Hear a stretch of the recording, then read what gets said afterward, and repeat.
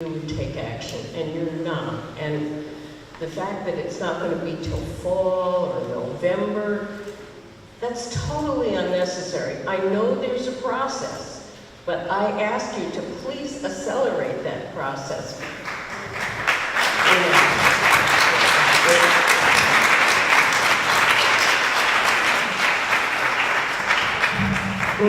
Remember now, our goal is 1,000 ways to get communications flowing. The board is one piece of 1,000 ways to make sure we hear the voice of the problems, the issues, and have the community engage with us. The board is not a place to take action. The action is taken by our staff as we do, how do we take care of the symptom today, and how do we take care of the long-term problem, how do we do the studies, gather the information, are we gathering the right stuff, and every step of the way, we checked out with the community, and our community interaction is through one way, is through the board, one way is posting things on websites, so it's just a means to an end, and the end is, as I would say, we all, as citizens of the United States, expect our government to provide us with things like clean water so that we and our kids can grow in our community. And so that's what I'm really after. And that's why I really want to get this board going, because it's another method for me to get information, for all of us to. So that's really what I'm after.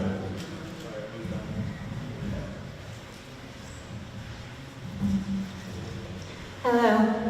I'm a citizen of Newburgh. I have a question. Have you all stopped polluting? And if not, why? And if not, how are we supposed to trust you?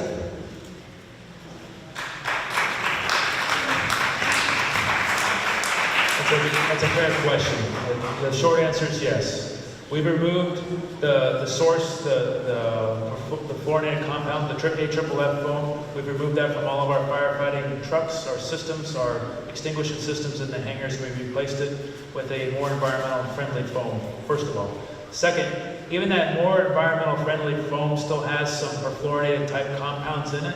And even though they're not regulated, if there's any instance where we're required to discharge it to put out a fire, we treat it as a toxic substance and we clean it up right away as part of the discharge. So the short answer is, have we stopped polluting? Yes. The more complicated answer is the stuff that's in the groundwater that continues to leach out and get into the surface water, and that's the problem we're trying to solve here. So we're working very hard to remediate that. Yes, sir.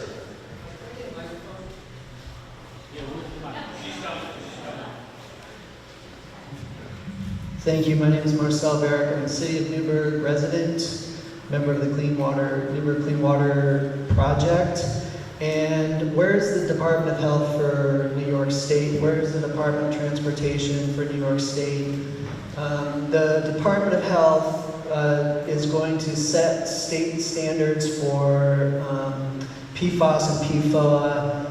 And we want to see them set those standards as a class, not as individual components. Senator Gillibrand's office is looking at regulating the PFAS and PFOAs together as a class. And the federal standard is, for the EPA, is 70 parts per trillion. New York State, we're looking at setting it as, we're hoping the Department of Health sets it as 10 parts per trillion as a class, and we need to hear from the Department of Defense and the Restoration Council, whoever's doing it, Elaine, that would be you, that the state standards or the standard that has the highest maximum contaminant level, like so there's the least amount of PFAS in our water, be respected, not the federal standard that's at 70 parts per trillion. So that's one thing. We need our state to set a very protective standard for 10 parts per trillion as a class, is what they're looking at today, or very closely. They'll be able to do that. And the other thing is that I hope that we can find a little bit of extra money to patch on some of the ion resin technology to our granulated activated carbon. I'm looking at the representative from the Controller's Department, but we need that extra little bit of protection for our drinking water, because if there is more problems that happen, accidental spills, what have you, that pass by the base, the problems at the base, and we need to have that extra layer of standard after the granulated activated carbon. Thank you for coming. I know it's going to take some time, but we wanted to get it going, and we wanted to get the highest possible level of protection for our community.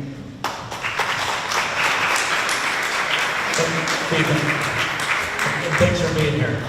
Go ahead. We'll take one more question. Go ahead. Good evening, everyone. I know a lot of you know me by now. My name is Beatrice Harris. I'm going to be a 15-year resident here in the city of Newburgh, and let me tell you, with all due respect, you don't know what aggravation is. You don't know the fact that you wake up, you want to exercise, or you want to clean your house, or go out for a walk, and your body just won't work for you.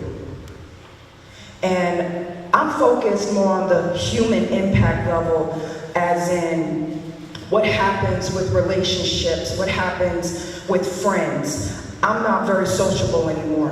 I can't be. I don't have the energy.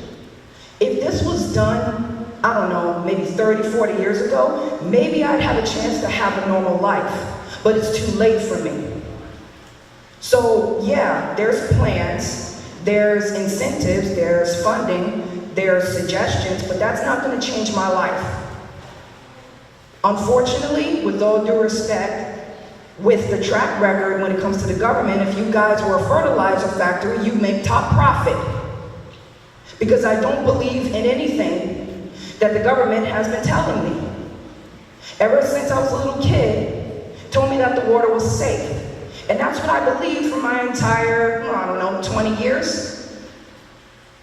Newburgh is what broke the camel's back. I had dreams. I have to defer them for now.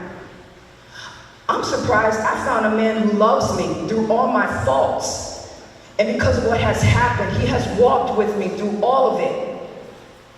That's what leadership is supposed to be, to walk with you through all of it.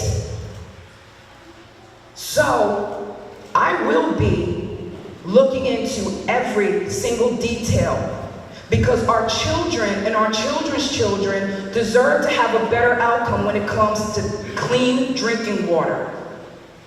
And another problem is that people who have been exposed to these chemicals have developed a condition known as myalgic encephalomyelitis. I assure you, it's real. Look it up. It was also known as chronic fatigue syndrome. And a set of scientists have found a correlation with that. There are 9 million people with this disease now. And those pockets of people are actually in the very same areas where water contamination has occurred. So what are we getting for our troubles? More trouble. I want to thank you for coming and taking the effort to hear our feedback, but all I hear really is just a proverbial magic wand, thinking that this will be taken care of. No, people, this is going to take 50 years or more. These are bioaccumulative chemicals. And when it comes to the ion technology, it only takes care of 50% of it. So we're still going to be at risk for 50% of the contamination. What kind of solution is that? Thank you.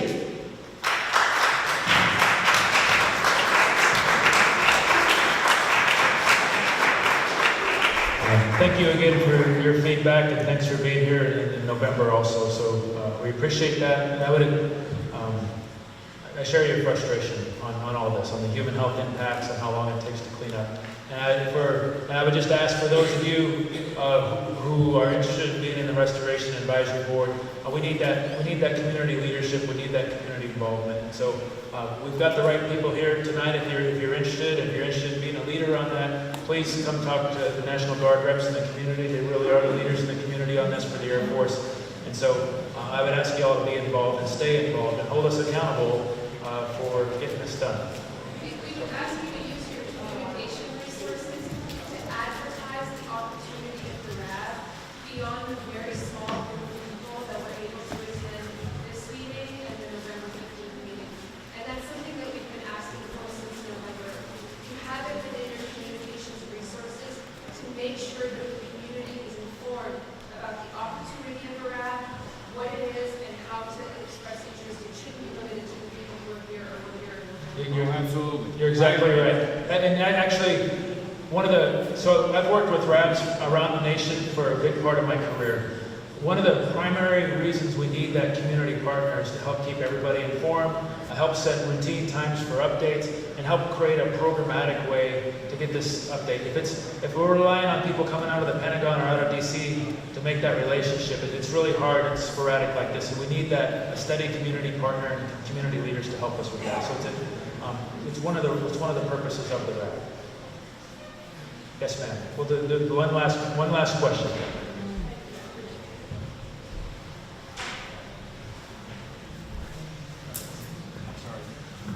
Thank you, I appreciate it. I wasn't here at the earlier meeting that you had November 15th because it was in the middle of the day and I work. My name is Mary Marischal. I live in the city of Newburgh and have done so for 11 years.